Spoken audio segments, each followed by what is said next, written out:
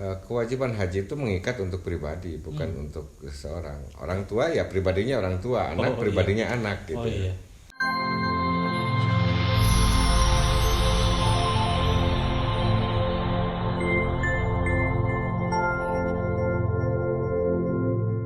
Assalamualaikum warahmatullahi wabarakatuh. Alhamdulillah wassalatu wassalamu ala rasulillah wa ba'du.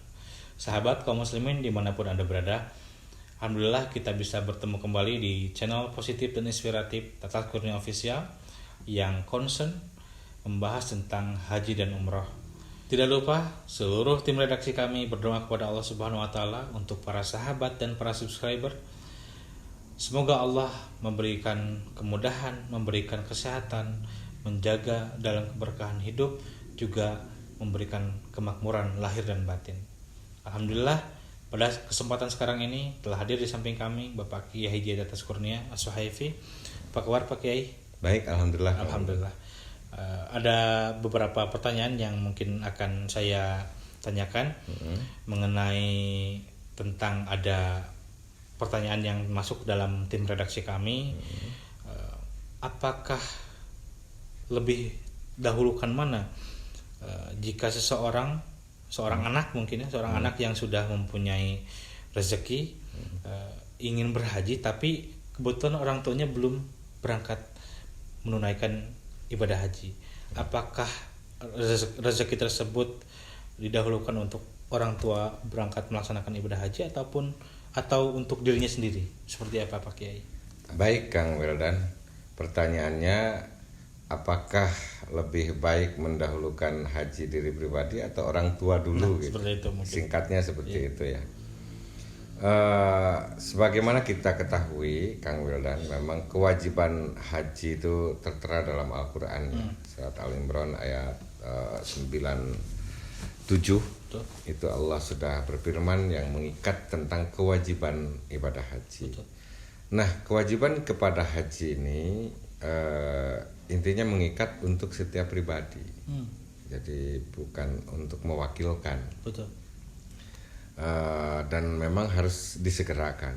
Lalu konteksnya bagaimana kalau saya ini sudah punya uang, mau melaksanakan haji, tapi orang tua saya belum haji, apakah saya lebih baik menghajikan orang tua dulu atau tidak? Ini sudah dibahas sebetulnya ya. Banyak dibahas. Umpamanya oleh Imam Jalaluddin As-Sayuti dalam Al-Ashbah wan Nadhair.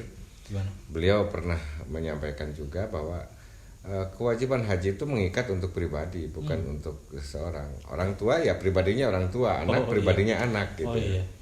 Harus dibedakan konteksnya. Maka jika seorang anak memiliki kemampuan untuk melaksanakan ibadah haji, walaupun orang tuanya belum memiliki kemampuan itu bukan kewajiban anak harus menghajikan orang tua. Dia haji dulu untuk anaknya. Dan itu juga tidak dianggap akhlak yang su'ul khuluq atau akhlak yang buruk gitu ya. Anak haji dulu, orang tuanya belum, karena kewajiban itu pribadi sifatnya. Bukan haji orang tua diwajibkan untuk anaknya. Anaknya wajib haji, iya. Anaknya yang diberi rezeki duluan, ya silahkan anaknya dulu. Walaupun memang ada sebuah konsideran hadis ya, kebaikan seorang anak itu memang sangat besar terhadap orang tuanya jika menghajikan. Betul. Ada sebuah keterangan Rasul pernah bersabda, la yajzi waladun walidahu illa ayyajidahu mamlukan fayashtariyahu wa ya'tiqah. Tidak dianggap berbuat baik seorang anak atau membalas kebaikan seorang anak terhadap kedua orang tuanya kecuali di mana anak itu menemukan kedua orang tuanya seorang hamba sahaya, kemudian ia beli dan ia merdekakan. Au ayyakuna lahu dainan payukdihi, atau orang tuanya terlilit utang, itu dibayarkan sama anak baru setara. Betul. Awalam yahujja walam ya'tamir fahajjahu wa tamarahu. Atau anaknya ini menemukan orang tuanya belum haji belum umrah, kemudian ia hajikan dan umrahkan. Tapi itu bagi anak yang sudah haji lah. Ya. Iya, iya. Kalau dia punya ininya untuk haji, lebih baik haji untuk dirinya dulu karena mengikat. Oh, iya. Dan itu tidak suul huluk ya, tidak buruk akhlak terhadap orang tua. Kalau anak duluan haji, dan itu tidak usah dipertentangkan sebetulnya. Banyak gitu kan ya. di masyarakat seperti itu. Iya, kalau masyarakat khawatir apakah orang tua saya dulu atau saya dulu, nggak enak deh. Saya umpamanya masa sih duluan orang tua sebelum. Iya. Ya, kewajiban haji itu bersegera bagi siapa saja yang memiliki kesempatan. Jadi orang tua belum memiliki kesempatan, ya jangan ini. Tapi pada saatnya kalau anak bisa membantu, silahkan. Tapi kalau konteksnya seperti yang ditanyakan tadi, tidak usah dipertentangkan sesungguhnya. Ketika seorang anak sudah mendapatkan kewajiban kesempatan rezeki oleh Allah, dia mampu untuk melaksanakan haji, ya dia yang diwajibkan untuk haji, gitu. Bukan orang tuanya gitu. Syukur-syukur kalau misalnya rezekinya lebih dari itu Bisa bareng. ya. Dan ini Kang Wildan bukan sesuatu yang dalam angan-angan. Pernah terulang terjadi dalam dunia saya yang saya geluti, dalam dunia umroh dan haji. Ada yang anak hanya memohon kepada Allah, meminta rezeki itu, ya Allah katanya beri rezeki, saya tuh pengen haji sama orang tua. Akhirnya jadi. Masya Allah. Ada juga yang sekitar tahun 2015 kalau tidak saya menemukan itu, anak yang kita perkirakan tidak memungkinkan dari sudut pekerjaannya, apalagi dia seorang perempuan gitu, dia memiliki seorang ibu yang sudah uzur secara fisik ya, walaupun masih bisa berjalan tapi bekas stroke gitu.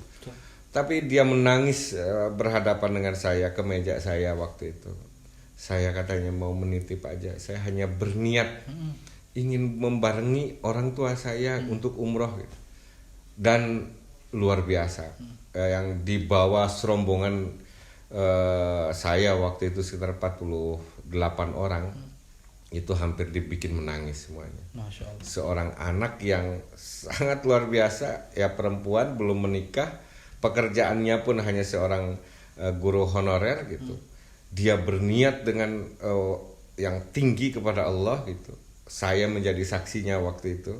Dia menyimpan rupiah per rupiah yang kecil, dan akhirnya Allah mempercepat memanggil dia bisa bersama ibunya. Masya Allah. Dan sangat luar biasa.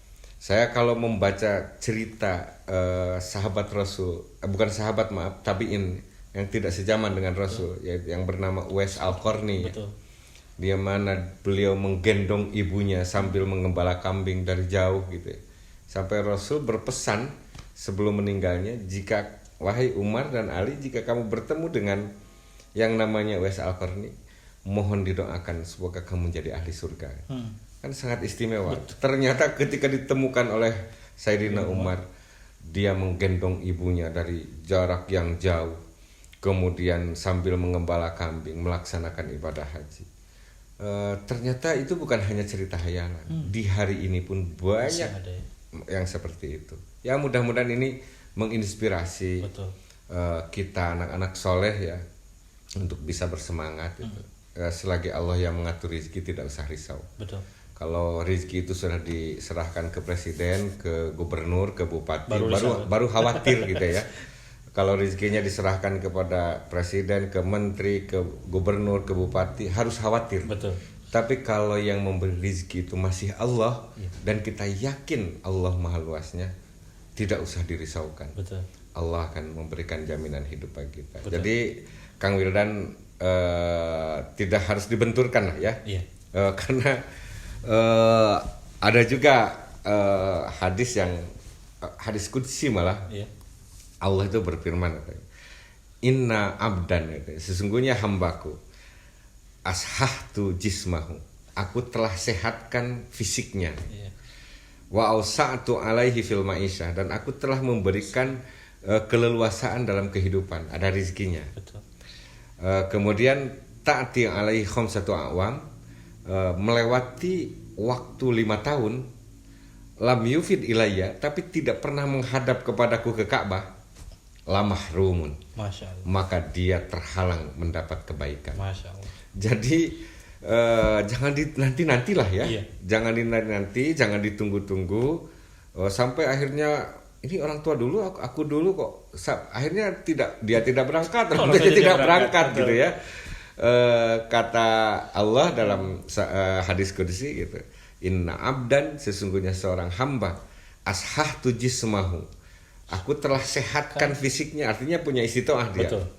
Wa ausa'tu alaihi fil ma'isyah, dan aku telah perluaskan kehidupannya dalam dunia ini, ada rizkinya.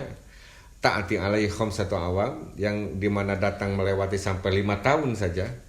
Walam yupid ilayya, dan dia tidak pernah mau menghadapku di Ka'bah gitu ya, bersujud di hadapku di Ka'bah, lamah rumun, dia akan terhalang mendapatkan kebaikan. Masya Allah. Jadi mudah-mudahan jadi pemicu ya. Iya. Menjadi dorongan motivasi, karena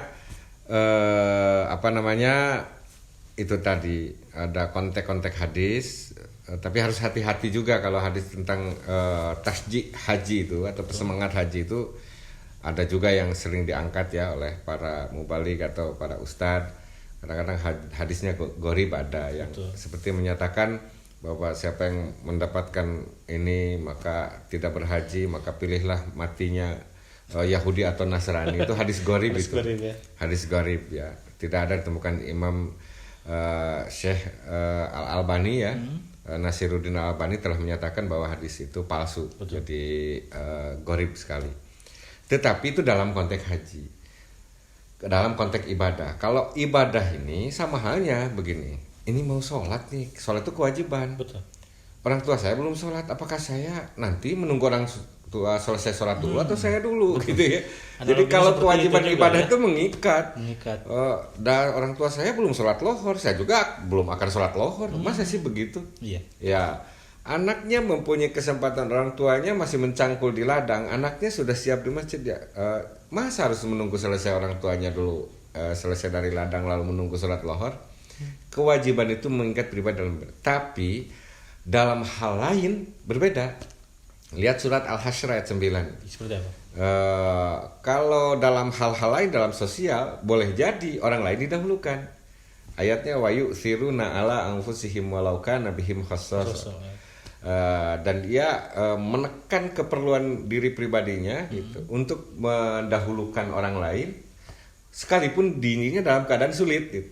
Itu dalam sosial boleh jadi kan? Ya kita belum makan tapi orang lain kelihatannya lebih sulit, belum makan, lebih sulit, saya masih kuat puasa, saya kasihkan dulu sama orang lain, itu lebih bagus gitu ya. Tapi kalau untuk konteks ibadah mahdoh yang maksusoh dan syakhsiyah ke pribadi, itu tidak milih orang tua dulu atau anak dulu. Siapa yang diberi rezeki duluan, laksanakanlah oleh dia. Demikian kira-kira. Terima kasih. Nah, seperti itu. Ternyata jangan dibenturkan ya, jika kondisinya seperti itu, mempunyai rezeki, bingung nih mau berangkatkan orang tua dulu atau dirinya sendiri.